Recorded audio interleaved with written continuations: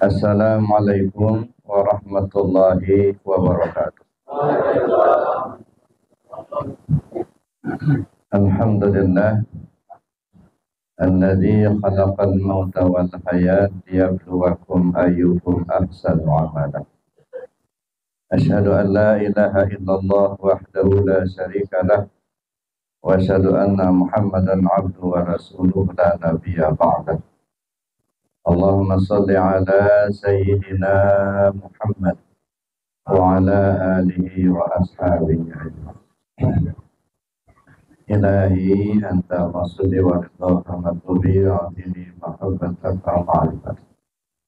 Yang saya hormati Bapak Gunawan Sarmanto sekeluarga besar yang pada pagi hari ini mengundang kita untuk menghadiri undangan beliau dalam rangka haul dari Bapak Haji Sarmanto bin Noyo Dipromo serta Ibu Hajah Yani Andayani binti Karyotomo, dan yang saya hormati Bapak-bapak para bina sepuh, dan yang saya hormati Bapak-bapak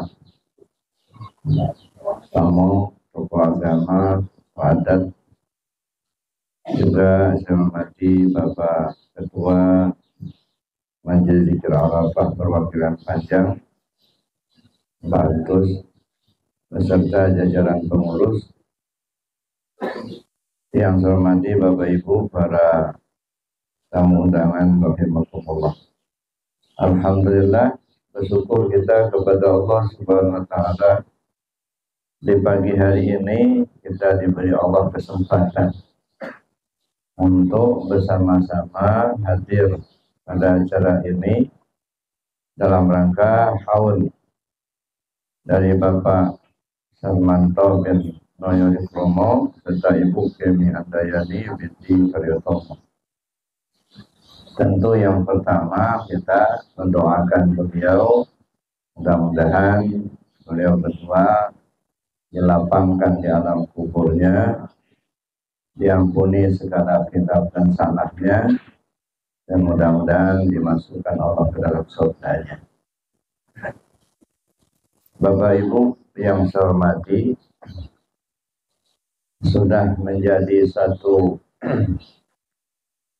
kebiasaan di kita bahwa kita mengadakan acara haul. Artinya katakanlah itu semacam ulang tahun ya, atau memperingati ya, mendoakan terutama keluarga kita yang sudah berpulang. Secara khusus pada pagi hari ini kita mendoakan orang tua kita, Bapak Haji Sarmanto dan Ibu Kemi Handayani. Bagi kita yang hadir itu ada paling tidak ada dua yang bisa kita lakukan, yang kita bisa pahami. Yang pertama mendoakan almarhum dan almarhumah, dan yang kedua mengingatkan kepada kita, menjadi peringatan bagi kita yang masih tinggal. Nah, jadi besar manfaatnya mengikuti acara haul ini, mendoakan almarhum dan almarhumah. Bapak Ibu, di dalam sebuah hadis Rasulullah mengatakan, "Idza mata banu Adam inqata'a amaluhu illa min salas, sadaqatin jariyah aw ilmin tafa'u bih aw waladin shalih yad'u lah." Apabila manusia sudah meninggal, apabila anak Adam sudah meninggal, inqata'a amaluhu, terputus amalnya. Jadi yang terputus itu amal. Amal itu artinya perbuatan. Dia tidak lagi bisa beramal. Kalau biasanya bisa ke sawah ke ladang, sudah nggak bisa ke sawah ke ladang lagi. Namanya udah meninggal. Kalau dia biasanya bisa dagang di pasar, nggak bisa dagang lagi. Kalau biasanya dia bisa terdengar baca Al-Quran, terlihat dia sholat, sudah nggak kelihatan datang terdengar lagi. Logikanya orang yang nggak beramal ya nggak dapat hasil, ya, yang nggak bekerja ya nggak dapat hasil. Jadi terputus amal, yang terputus amalnya. Tapi ternyata Rasulullah memberi kabar kepada kita, walaupun sudah tidak bisa beramal lagi, sudah nggak bisa usaha lagi, tapi kalau urusan hasil masih dapat. Nah, namanya pensiun, Pak. Nah, jadi ada pensiun, kalau pegawai negeri ada pensiunnya. Ini asli pensiun kematian. Ya, kalau pada zaman dia, pada masa dia masih itu, dia pernah melakukan 3 hal. Pertama, sedekah jariyah. Yang kedua, dia memberikan ilmu yang bermanfaat. Dan yang ketiga, meninggalkan anak yang soleh. Nah, kalau ada 3 hal ini yang ditanamnya semasa itu, walaupun yang bersangkutan sudah meninggal, tetap saja mendapatkan hasil. Ya. Yang pertama, sedekah jariyah. Sedekah jariyah ini artinya pemberian yang sifatnya langgeng, kekal. Ya, kalau misalnya sedekah kue, sedekah makanan, itu kan tidak kekal. Begitu dimakan kan habis. Nah, tapi kalau kita wakafkan tanah untuk jadi jalan, dilewati oleh orang banyak, atau kita wakafkan tanah bangun masjid, atau bangun musola, atau kita ikut membangun masjid atau musola, itu namanya sedekah jariyah. Pemberian yang sifatnya kekal. Walaupun yang bersangkutan sudah berpulang ke rahmatullah, tetapi tanah kan masih ada.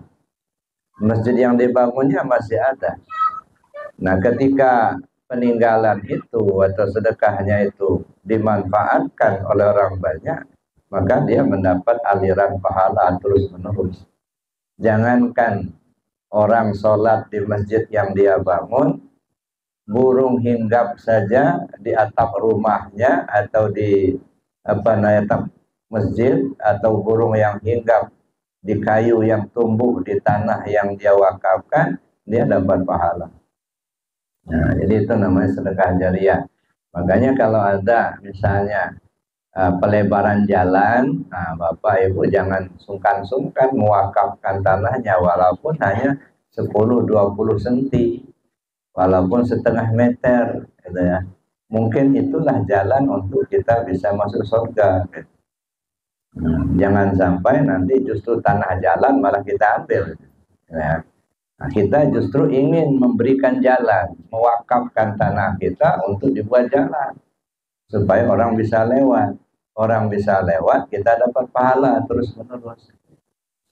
Itu satu diantaranya. Kalaupun kita sudah berpulang ke rahmatullah, kalau yang bersangkutan itu pernah memberikan wakaf atau sedekah jariyah, insya Allah yang bersangkutan mendapatkan pahala terus-menerus. Itu satu. Yang kedua, ilmu yuntafa'u bih, atau dia semasa hidupnya pernah mengajarkan ilmu yang memberi manfaat bagi orang yang diajarnya. Nah, ini tidak mesti harus mengajarkan ilmu agama, tidak mesti harus mengajar baca Al-Quran, tidak mesti harus mengajar cara sholat, tetapi termasuk juga mengajarkan ilmu-ilmu umum yang memberi manfaat. Yang ahli listrik misalnya mengajarkan kepada orang lain ya tentang listrik. Yang ahli HP, nah yang mungkin ada dukun HP, nah, dia mengajarkan bagaimana cara memperbaiki HP, atau dia mengajar bahasa Inggris, bahasa Arab, atau matematik dan lain sebagainya. Pokoknya ilmu yang bermanfaat diamalkan oleh orang yang diajarnya tadi, maka yang bersangkutan mendapat aliran pahala terus-menerus. Nah, ini apa namanya, pahala yang kekal, yang terus menerus. Tapi sebaliknya Bapak Ibu, kalau ngajarin ilmu yang kira-kira akan membuat dosa, nah misalnya gimana cara maling ayam biar gak ketahuan. Maling ayam biar gak bunyi, nah, diajarkan, dikerjakan sama orang yang diajar. Nah yang mengerjakan yang maling berdosa, yang ngajar juga berdosa juga. Nah, jadi itu Bapak Ibu yang saya hormati. Jadi oleh karena itu, kalau ada orang yang masa hidupnya mengajarkan ilmu yang bermanfaat, diamalkan oleh orang yang masih hidup tadi, maka yang bersangkutan tetap mendapat aliran pahala. Nah yang ketiga, anak yang soleh. Doa anak yang soleh. Awaladin soleh yad'ulah. Doa anak yang soleh. Nah jadi yang memberi bantuan itu doanya. Ya. Doa siapa? Doa anak yang soleh. Siapa anak yang soleh ini? Secara khusus tentu anak kandungnya. Anak yang taat ibadah, rajin ibadahnya, orang-orang yang suka bersedekah. Mudah-mudahan semua anak-anak Bapak Sarmanto menjadi anak soleh semuanya. Nah, termasuk anak-anak kita juga. Kita berdoa kepada Allah supaya anak-anak kita semuanya menjadi anak yang soleh dan solehah. Amin Allahumma. Bisa saja anak yang soleh itu anak tetangga kita. Bisa saja anak orang yang tidak kita kenal. Jadi yang memberi pertolongan itu ya bukan saja anak kandung, tetapi doa orang-orang yang soleh. Nah, kenapa harus saya jelaskan ini? Karena persepsi sebahagian masyarakat kita, ya, doa orang lain tuh nggak bakal diterima. Yang diterima cuma anak kandungnya saja. Saya pernah mengalami seperti ini, Bapak Ibu. Dulu saya diundang ceramah, ya, ceramah takziah 3 hari. Jadi sebelum ceramah, protokol bilang ke saya, Pak Ustadz, nanti acara kita pembukaan, baca Al-Quran, sambutan, kemudian ceramah. Tidak usah doa Pak Ustadz. Kenapa sebenarnya nggak doa? Kan kita kan bukan anak kandungnya katanya. Nah, kan nggak gunanya juga kalau kita ngedoakan orang yang sudah mati. Saya pikir daripada nanti saya jawab nanti panjang urusannya, ya udah diam aja. Iya Pak, saya bilang. Nah begitu saya disuruh, ya dipersilakan untuk menceramah, saya ulas. Saya bilang, tadi Pak Protokol bilang ke saya, ceramah dan tidak perlu doa. Kenapa? Karena kita bukan anak kandungnya dan tidak ada gunanya mendoakan orang yang mati. Jadi saya bilang begini. Pertama, pengertian doa anak yang soleh tidak hanya ditujukan kepada anak kandung. Awaladin soleh ya daulah, itu artinya atau doa orang-orang yang soleh. Nah orang soleh itu bisa anak kandung, bisa anak tetangga, bisa ada teman kita, bisa anak orang lain yang kita tidak kenal. Lalu dia doakan, nah insya Allah dijabah oleh Allah. Nah, jadi bukan karena anak kandungnya, tetapi doa orang yang soleh begitu. Jadi dia mendapat terus begitu. Itu satu saya bilang. Yang kedua, tidak ada gunanya mendoakan yang sudah mati. Nah, saya setuju sebenarnya. Yang mati ngapain didoain? Nah, cuman perlu kita pahami itu dulu, yang mati itu yang mana? Ya, yang mati kan jasadnya. Kalau ruhnya nggak pernah mati, enggak. Nah, ruh kita itu disebut muhdas qadim. Dia tidak pernah mati. Yang mati jasad. Jadi kita bukan ngedoain jasadnya, tapi ngedoain orangnya itu. Yang meninggal itu dia masih hidup, Pak. Cuman nggak ada baju lagi. Jasad kita ini kan baju, casing, ya, pakaian di dunia. Nah ini sebenarnya mati. Jangankan ruh kita sudah meninggalkan jasad. Sekarang aja sebenarnya jasad hakikatnya mati. Ada. Nah, buktinya mati jasad ini, jadi Bapak, dia nggak bisa berbuat apa-apa kalau nggak ada ruhnya. Apakah kita melihat pakai mata secara lahir? Iya, kita melihat pakai mata. Tapi kalau ditanya apakah mata itu melihat, ya kita lihatlah orang yang sudah mati, matanya juga masih ada, tapi tidak melihat lagi. Itulah membuktikan bahwa sebenarnya yang melihat bukan matanya. Mata itu hanya alat menempelkan sifat basor. Nah, yang melihat itu basornya, bukan matanya. Nah, kadang-kadang basornya sudah dicabut oleh Allah, buta dia, tapi basironnya masih ada. Dia. Nah, begitu juga misalnya apakah telinga kita mendengar? Lahirnya iya. Ya, kita mendengar pakai telinga, kata kita. Tapi ketika kita melihat si mayat, telinganya juga masih ada, tapi telinga mayat sudah tidak mendengar lagi. Maka berarti yang mendengar bukan telinga, tapi sama. Nah, sama itu sifat Allah, telinga itu rumah-rumahnya si sama. Nah, makanya sama ini mau nempatin rumah kalau rumahnya bagus, Pak. Kalau rumahnya bocor berangkat ya. Nah, makanya jangan dikerok-kerok terus, nanti bocor rumah. Nah, ujung-ujungnya samanya begitu ya. Nah, jadi itu Bapak Ibu. Nah, kata beliau nggak ada gunanya mendoakan orang mati, benar. Ya. Cuman masalahnya yang mati itu yang mana? Ruhnya kan tetap hidup.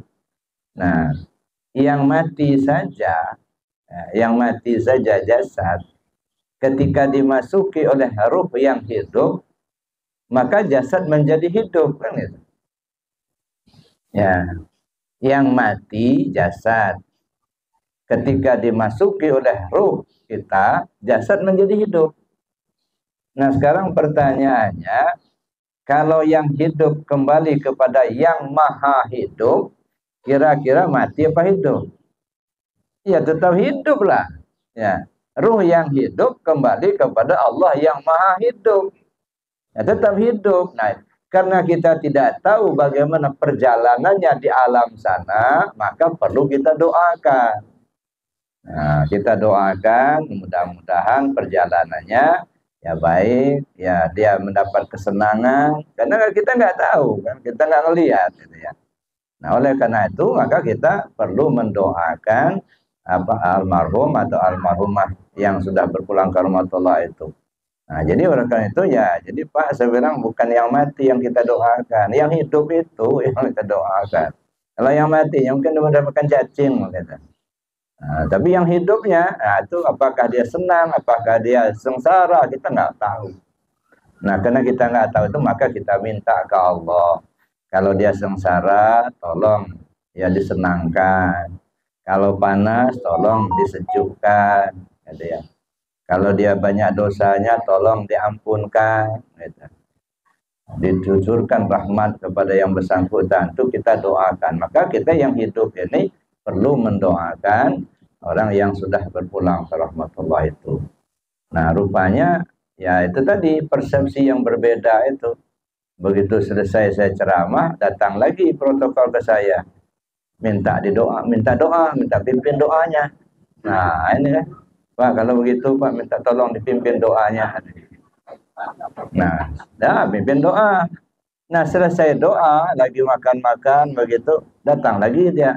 Pak, tolong Pak, nanti nuju hari nanti Bapak lagi ceramah. Rupanya nambung rupanya.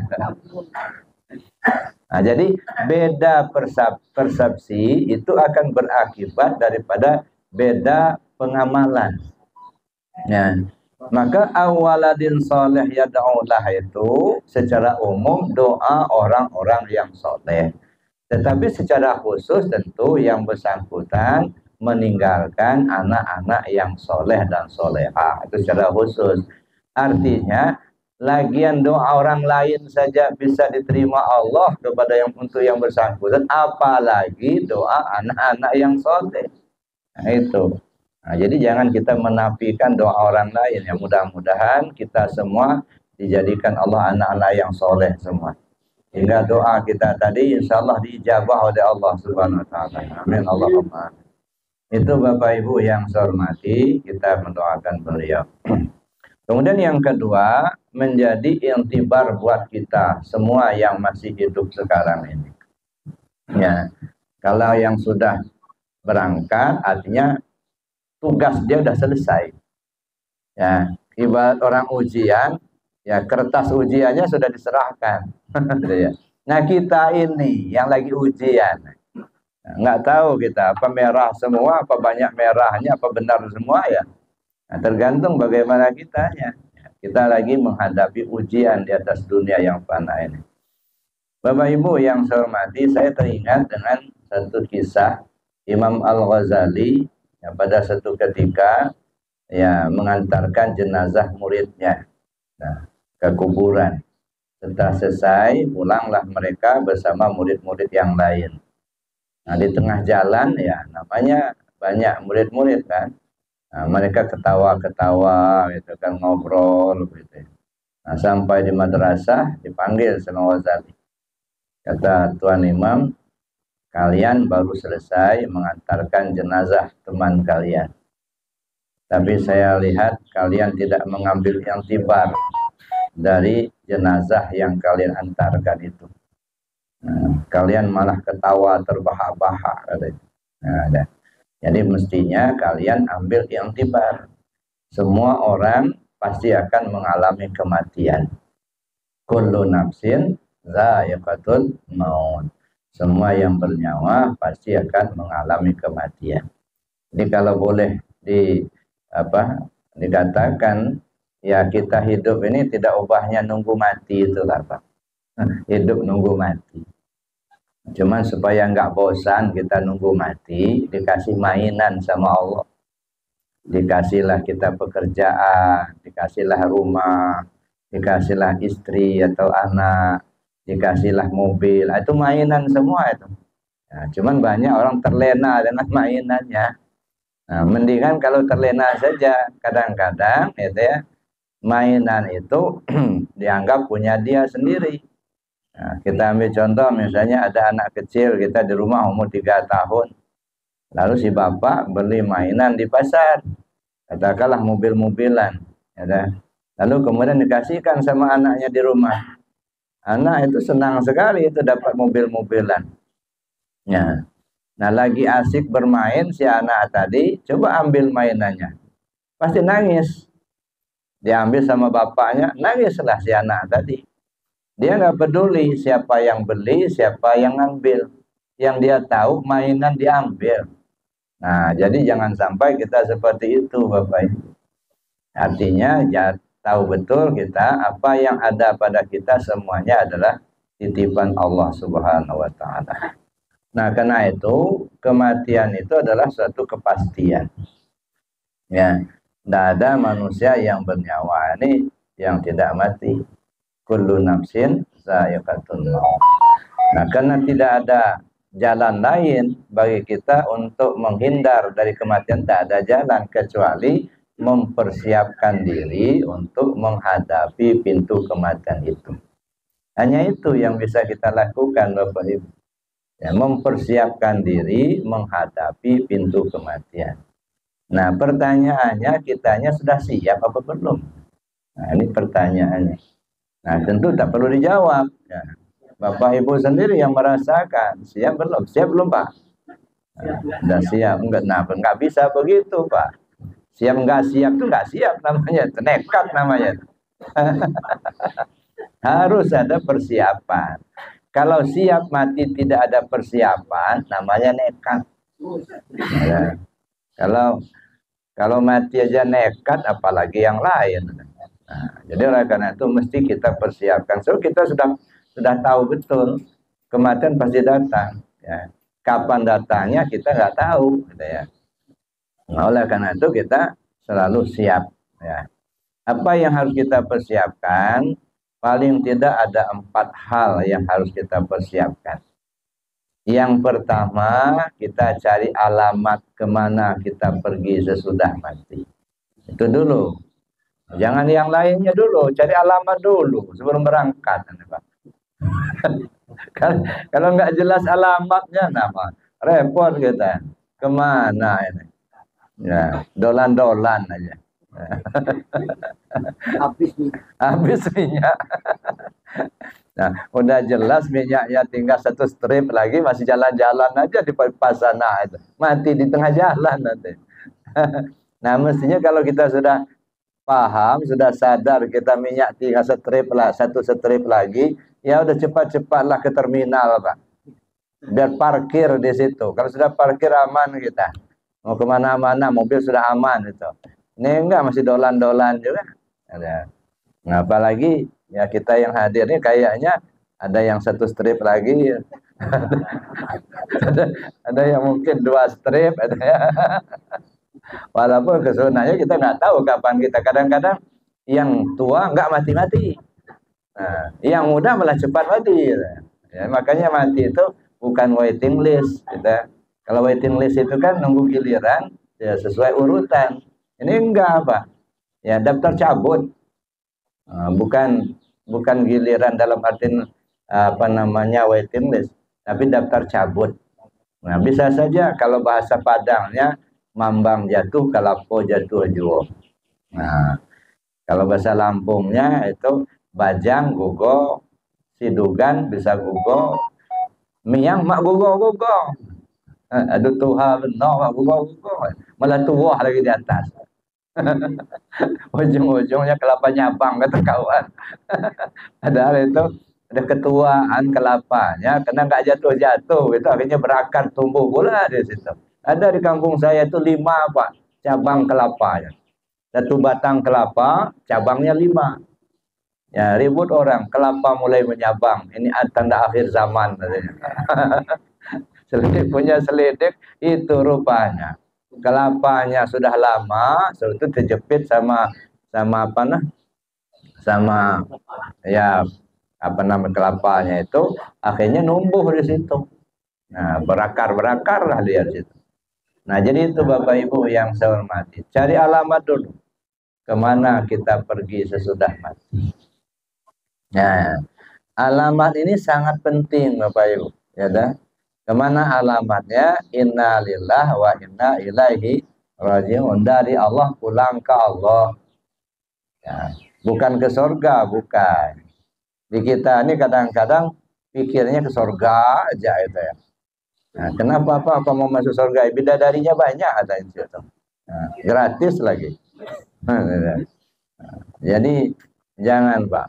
Surga itu kenikmatan yang diberikan Allah kepada hamba. Kenikmatan sama ada makhluk juga. Nah contohnya ini, nah ada kue. Ini kan enak-enak Pak. Bapak merasakan nikmat apa tidak makannya? Nah, makanan enak, tapi kita merasakan nikmat. Itulah gambaran surga. Gambaran, bukan surga, gambaran surga. Ada makanan enak-enak, tapi kita nggak merasa enak makannya. Ya, makannya enak, ada sup janda gitu. Enak-enak itu. Tapi yang bersangkutan nggak selera makan. Kenapa? Nggak sehat. Makanya saya bilang lebih baik menyembelih ayam sakit asal kita sehat. Pak insya Allah habis juga. Ayam sakit disembelih, tapi kita sehat. Insya Allah habis 2 piring, 2 mangkok Pak. Daripada nyembelih ayam sehat kita sakit. Nah, ayamnya sehat, kitanya sakit. Ada pahit rasanya. Pada masin kata orang, pahit katanya. Udah sengaja betul dibikinkan sup janda. Tapi nggak enak katanya. Kenapa? Sakit. Nah, jadi itu. Jadi ada makanan enak dan kita pun enak makan. Ada makanan, ada orang yang makanannya tidak enak tapi merasa enak. Nah, jadi lebih baik kita ya enak makan daripada makanan enak, Pak. Nah, makanan enak tapi kita nggak merasa enak. Ya, makanan sederhana biasa-biasa saja tapi kita merasakan enaknya makan. Itu artinya gambaran surga. Makhluk Allah. Ya, kenapa kita harus kembali ke makhluk? Gitu. Makanya selalu saya tekankan kembalinya kita ke Allah. Inna lillah wa inna ilaihi raji'un. Datang dari Allah, pulang ke Allah. Dan gambaran itu banyak sekali, baik dari Al-Quran, dari hadis, gitu. Nyuruh kita kembali ke Allah. Ya ayyatuhan nafsul mutmainnah, irji'i ila rabbiki radiyatan mardiyah. Fadkhuli fi ibadi wadkhuli jannati. Wahai jiwa yang tenang, kembalilah kau ke Tuhanmu. Nah, ke sini dulu, Pak. Nanti dulu surga itu. Kembali dulu kau ke Tuhanmu. Kalau kau sudah kembali kepada Allah, fadkhuli fi ibadi. Masuklah dalam komunitas hamba-hambaku, kata Allah. Nah, jadi masuklah kita dalam golongan hamba-hamba Allah yang diakui oleh Allah sebagai hambanya. Para anbiya, para mursalin, para aulia, para suhada, para solehin. Nah, itu teman-teman kita. Masuk dalam komunitas itu, Pak. Setelah masuk dalam komunitas hamba-hamba Allah, oleh Allah dipersilakan wadkhuli jannati. Sekarang silakan masuk ke surga aku. Jadi ketiga itu, Pak. Ya, jangan sampai kita ujuk-ujuk langsung masuk. Nanti diusir sama malaikat. Nah, jadi itu Bapak Ibu yang saya hormati. Ya, kita yang pertama kembali kepada Allah. Tapi kembali kepada Allah itu tentu kita harus tahu dulu, ya dah, alamatnya di mana. Allah itu ada di mana. Jangan sampai kita mencari Allah seperti mencari orang mencari kacamata yang sedang dipakai. Orang lagi pakai kacamata, mana kacamata saya, kata. Padahal dipakainya sendiri. Nah, jangan sampai kita ketipu, Pak. Nah, ada sebuah anekdot, gitu ya. Di suatu sungai terjadilah banjir bandang, banjir besar, sampai kemudian hanyutlah ya tunggul kelapa. Ya, jadi tunggul kelapa dihanyutkan sama banjir. Berhentilah tunggul kelapa itu di lubuk. Sudah berapa hari ya, kemudian datanglah banyak ikan. Ya, masuk keluar ke tunggul kelapa tadi. Lalu si tunggul kelapa ini bengong aja ngelihat ikan tuh hilir mudik. Jadi si tunggul kelapa ini nanya sama ikan, wah ikan, saya lihat kalian sudah berapa hari sibuk hilir mudik ke sana sini. Emangnya kalian mencari apa? Kata si ikan, kami lagi mencari air. Astagfirullah. Kata si tunggul kelapa, wahai ikan, coba tenangkan dirimu, rasakan air itu ada di mana sekarang. Begitu tenang ikan dirasa, iya ya dalam air kita. Ya. Nah, jangan sampai seperti itu, Pak. Mencari Tuhan, ya, dimanapun kita mencari nggak akan ketemu, nggak. Carilah di dalam diri kita sendiri. Siapa orang mencari Tuhan di luar dirinya, maka dia tersesat yang nyata. Nggak akan ketemu. Ya, carilah pada diri kita sendiri. Kalau bahasa tasawufnya, kenali diri. Man arafa nafsahu faqad arafa rabbahu. Man arafa rabbahu kalla lisanuhu. Siapa orang mengenal dirinya, maka kenallah dia akan Tuhannya. Siapa orang yang sudah mengenal Tuhannya, keluhlah lidahnya. Keluh lidah ini bukan nggak bisa ngomong, nggak bisa diomongin. Contohnya tadi ini ada kue, ada apa saja itu kue, ada penyaram apa namanya itu. Nah, coba Bapak rasakan ya. Kue itu kan enak. Nah, kalau orang tanya, apa rasa kue?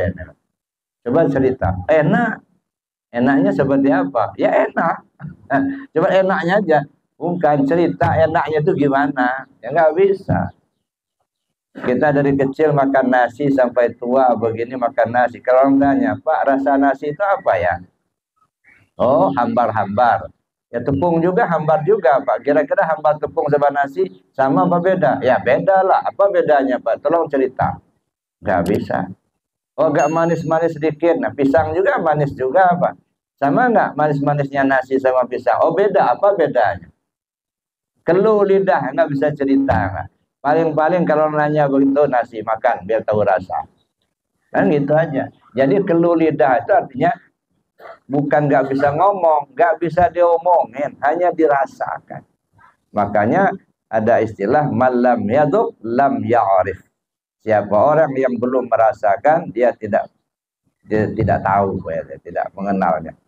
Jadi Bapak Ibu yang saya hormati, itu yang pertama, cari alamat dulu. Ya, mencari alamatnya ada di diri kita sendiri.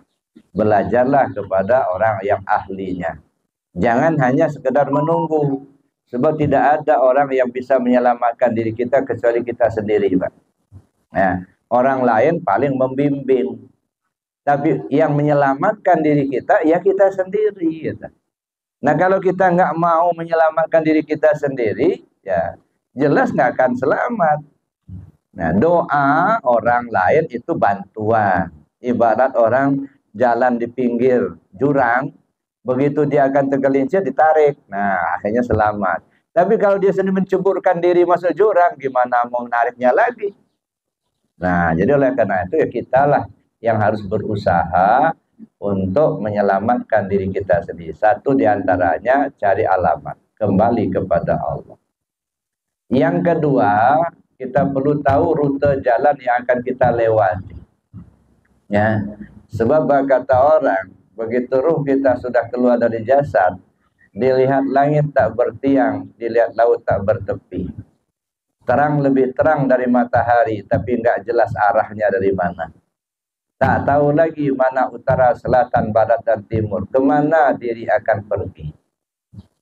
Nah, kalau enggak tahu alamat, ya, rute jalan juga enggak paham, nah kesasar nanti, Pak. Nah, maka dari sekarang ini kita pelajari, kita bertanya kepada mereka yang ahlinya, itu rute jalan yang akan kita lewati. Menurut mereka yang ahlinya, ya, ada 4 alam yang akan dilalui oleh seseorang yang akan meninggalkan dunia ini, yang akan pulang ya ke alam asalnya. Yang pertama kita akan melewati namanya alam ruhiyah. Apa itu alam ruhiyah? Apa ciri-cirinya? Bagaimana kita menyikapinya? Itu perlu kita bertanya kepada mereka yang ahlinya. Yang kedua, alam nuriyah. Apa itu alam siriyah dulu? Alam siriyah. Apa itu alam siriyah? Apa tanda-tandanya? Bagaimana kita menyikapinya? Juga perlu bertanya sama yang ahli. Yang ketiga, alam nuriyah. Apa itu alam nuriyah? Bagaimana ciri-cirinya? Bagaimana kita menyikapinya? Tentu juga kita bertanya sama mereka yang ahlinya. Dan yang keempat, alam uluhiyah. Disitulah alam asal kita. Kembali ke alam uluhiyah. Ya. Di alam uluhiyah itu, apa tandanya, cirinya, dan bagaimana kita menyikapinya, ya itu perlu kita kaji lebih jauh. Nah, saya bukan tidak mau menjelaskan. Pertama, karena memang kita masih sama-sama belajar, masih sama-sama mencari. Yang kedua, waktunya mungkin tidak cukup untuk kita jelaskan itu semua. Tapi yang jelas gambaran saya itu. Yang pertama yang akan kita lewati alam ruhiyah, alam siriyah, alam nuriyah, dan alam uluhiyah. Banyak yang baru melangkah saja udah tergelincir, Pak. Ya. Nggak nyampai ke alam yang dituju. Semua orang mesti kembali ke alam uluhiyah. Tapi jangankan sampai ke alam uluhiyah, ya, alam nuriyah, alam ruhiyah saja belum selesai dia udah tergelincir. Nah, Masya Allah, maka perlu kita menyelamatkan diri kita dengan kita mengkajinya, memahaminya itu. Yang ketiga, kita perlu persiapkan kendaraan yang akan kita tumpang. Mana kendaraan? Ibarat perjalanan, itu perjalanan yang jauh. Ya, jangan sampai kita ya nggak punya kendaraan, Pak. Mana kendaraan? Kalau dalam bahasa ibadah zikir, ya, sholat, puasa, sedekah, zakat, haji, itu ibarat kendaraan. Kendaraan menuju Allah. Nah, atau baca Al-Quran, itu semuanya kendaraan semua. Nah, makanya Orang tua-tua kita bilang kurban itu kendaraan kita ke surga, ya. Tapi jangan dibayangkan di surga itu naik kambing, Pak. Ya, kapan nyampainya? Ada. Artinya kendaraan itu sebagai media untuk kita sampai kepada Allah. Nah, makanya kendaraan itu ya banyak. Di antara sekian banyak kendaraan atau disebut zikir, afdalu zikir fa'alam annahu la ilaha illallah. Nah, ini kendaraannya. Maka disebut burak gitu ya. Karena itu cepat, yang paling cepat. Ya. Nah, carilah kendaraan ini. Kendaraan sudah tahu kita. La ilaha illallah. Nah, tapi bagaimana cara untuk mengendalikan kendaraan ini? Pesawat sudah punya, tapi udah bisa jadi pilot atau belum? Nah, ini masalahnya. Ada. Mobil punya, coba jadi bisa nyupir apa enggak? Terus nggak ada orang lain yang bisa menyupirkan kecuali nyupir sendiri, Pak. Ya, kalau kita punya pesawat, kita sendiri yang jadi pilotnya. Punya mobil, kita sendiri yang jadi supirnya. Nggak bisa orang lain yang nyupir. Nah, ini yang saya katakan tadi, siapkan kendaraan yang akan ditumpangi. Nah, kalau bahasa zikir itu disebut la ilaha illallah. La ilaha illallah itu kalimat. Ya, ini la ilaha illallah itu kan banyak gelarnya itu. Ada disebut kalimat tauhid, ada disebut kalimat takwa, ada disebut kalimat ikhlas, ada disebut juga hisnullah. Itu la ilaha illallah itu. Ya, la ilaha illallah hisni. Man qala la ilaha illallah dakhala hisni. Man dakhala hisni amina min azabi.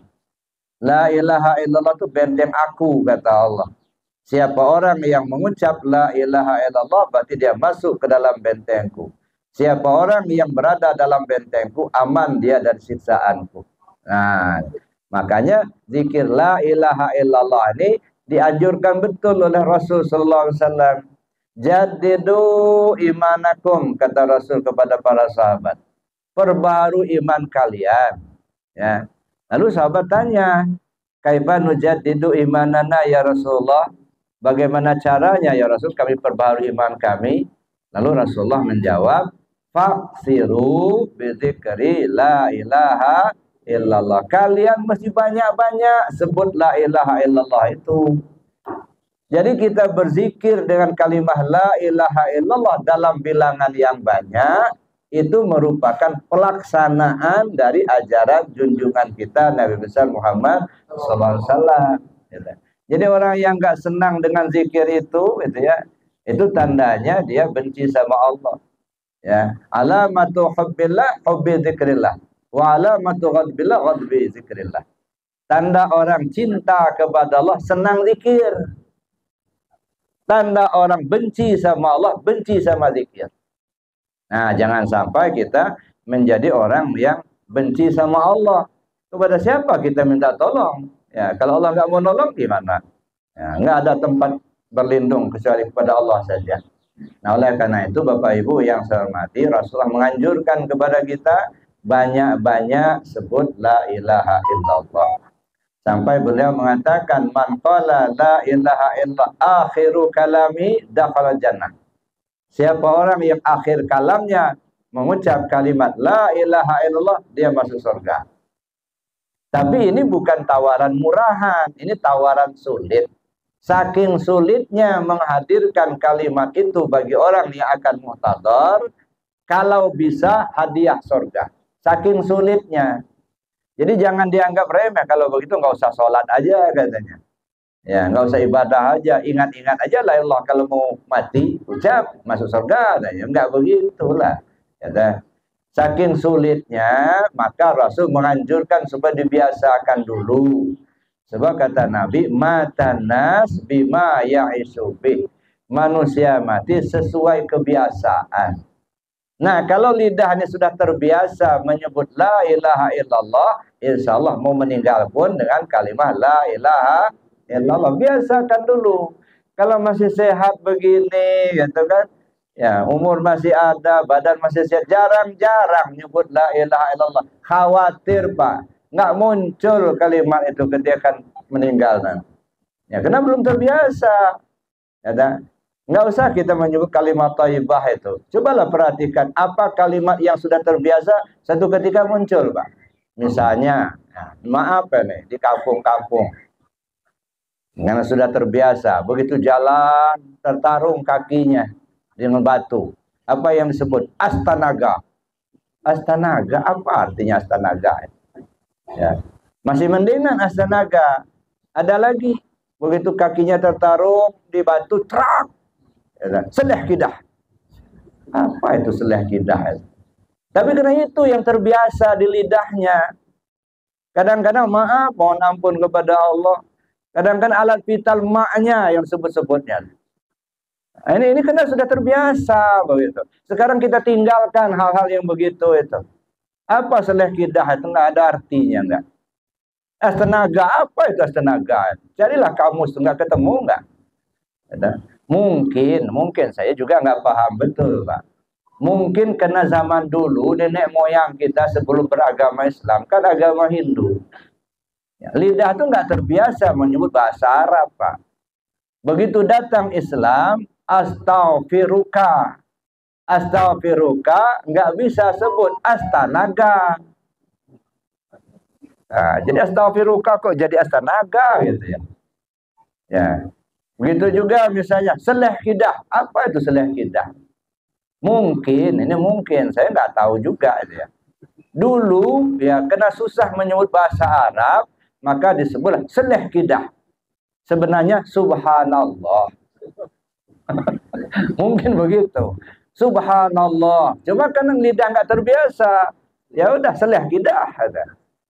Nah kita kembalikan sajalah. Subhanallah, astagfirullah, Allahu akbar gitu ya. Ya kita tinggalkan kata-kata yang nggak ada manfaatnya itu. Seleh kidah, astanaga gitu ya. Jadi Bapak Ibu yang saya hormati itu. Jadi artinya zikir. Kendaraan kita menuju Allah gitu ya. Kemudian yang keempat, bekal yang akan kita bawa. Apa itu bekal? Kebaikan yang kita lakukan selama hidup. Itu bekal. Ya, nggak usah ngumpul-ngumpulin pahala, Pak. Kenapa nggak usah? Karena pahala itu sebab akibat. Ya, makanya saya bilang orang yang beribadah, beramal, mengharapkan pahala, sama saja mancing ikan dalam ember. Beli ikan di pasar yang masih hidup, sampai di rumah ambil baskom, kasih air, lepasin ikannya. Ambil pancing. Boleh nggak? Boleh, siapa yang larang? Ikan aku yang beli, pancing aku yang mancing. Ya, tapi kan nggak ada manfaatnya. Ambil aja ikannya, goreng, selesai. Ngapa dipancing? Artinya pahala itu udah dijanjikan Allah. Fama ya'mal misqala dzarratin khairan yarah wa ma ya'mal misqala dzarratin syarran yarah. Udah jelas, gitu. Siapa orang berbuat baik akan dikasih kebaikan, akan diberi. Yang berbuat jahat juga begitu. Jadi apa yang kita kerjakan kita tanggung jawab, Pak. Kita sendiri yang mengalami. Jangan sampai kita berpikiran, oh saya kan sudah berguru, ya. Ada mursyid. Nah, jadi mursyid itu yang tanggung jawab, gitu. Nggak bisa, Pak.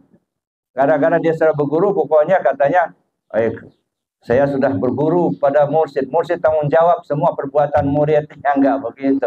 Yang dipertanggungjawabkan guru itu kebenaran ajaran yang disampaikannya. Tapi kalau pekerjaan murid ya tanggung jawab sendiri. Masa murid yang maling, guru yang tanggung dosanya? Ada? Ini enggak benar juga itu. Man amila sholihan falinafsi wa man asa'a falaha. Siapa orang yang berbuat baik, keuntungan buat dirinya sendiri. Kalau dia berbuat jahat, risiko tanggung sendiri. Ini enggak ada juga yang berpaham. Kalau dia sudah berguru dengan seorang mursyid, ya semua kesalahan perbuatan murid ditanggung sama gurunya. Yang enggak lah. Ada. Yang ditanggung oleh guru itu kebenaran ajarannya. Guru bertanggung jawab dunia akhirat. Itu yang dipertanggungjawabkan oleh guru. Bukan pekerjaan muridnya. Masa murid yang maling, guru yang nanggung dosa. Nah, ini pemahaman dan pemikiran seperti itu harus kita hindarkan jauh-jauh, Pak. Ya, berusahalah dengan sendiri. Maka saya bilang tadi, nggak ada orang yang menyelamatkan diri kita kecuali kita sendiri. Nah, kalau kepingin baik di akhirat, perbaiklah perbuatan kita di dunia ini. Makanya Rasulullah mengatakan, silakan kalian berbuat baik serasa cukup jadi bekalmu di dalam surga.